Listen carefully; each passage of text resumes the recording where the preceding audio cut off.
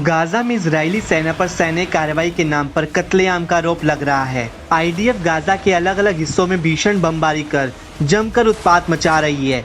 Gaza में लगातार सामने आ रही बर्बरता पर अमेरिका, ब्रिटेन और यूएन समेत कई अंतर्राष्ट्रीय संगठन चिंता जता चुके हैं। बावजूद इसके इजरायली पीएम नेतन्याहू रुकने का नाम नहीं ले रहे हैं। हाल में ब्रिटेन की सुनक सरकार ने गाजा में ब्रिटिश सेना को तैनात किया। माना जा रहा है कि ब्रिटेन के इस कदम से नेतन्याहू के इरादों पर पानी फिर सकता है, मगर गाजा में राहत बचाव दल के रूप में तैनात ब्रिटिश सैनिकों की ही मुश्किलें बढ़ सकती हैं। दरअसल popular front for the liberation of फिलिस्तीन ने ब्रिटिश सेना की तैनाती पर कड़ा एतराज जताते हुए चेतावनी दी है। पीएफएलपी ने कहा कि गाजा या उसके तट पर तैनात ब्रिटिश सैनिकों को कब्जा करने वाली सेना के रूप में माना जाएगा। उस पर इजरायली सेना की ही तरह हमले किए जाएंगे। गाजा के लोगों की मदद करने के लिए इन बलों को भेजने का औचित्य एक झूठ है। गाजा में विदेशी सैन्य बलों की मौजूदगी भयावह औपनिवेशिक उद्देश्यों और इजरायली शासन की सुरक्षा बनाए रखने के लिए है।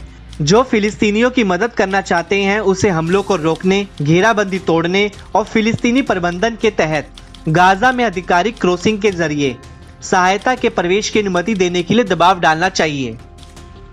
ब्रिटिश न्यूज एजेंसी बीबीसी के मुताबिक अमेरिकी सेना की ओर से निर्माणाधीन एक बंदरगाह से गाजा को सहायता पहुंचाने के लिए ब्रिटिश सैनिकों को तैनात किया जा सकता है। वेट बूट्स नाम से चर्चित ब्रिटेन की सेनाएं एक अस्थायी रास्ते पर ट्रैक ऑपरेट करेंगी और एक नया समुद्री रास्ता खुलने के बाद एक वितरण सहायता पहुंचाएंगी।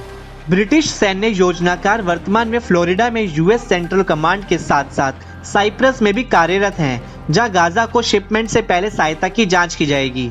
बता दें कि अमेरिकी राष्ट्रपति जो बाइडेन ने बीते मार्च महीने में बंदरगाह के निर्माण की घोषणा की थी। बताया तो ये भी जाता है कि इजरायली पीएम नेतन्याहू ने जंग शुरू होने के बाद ही बाइडेन को ये विचार सुझाया था।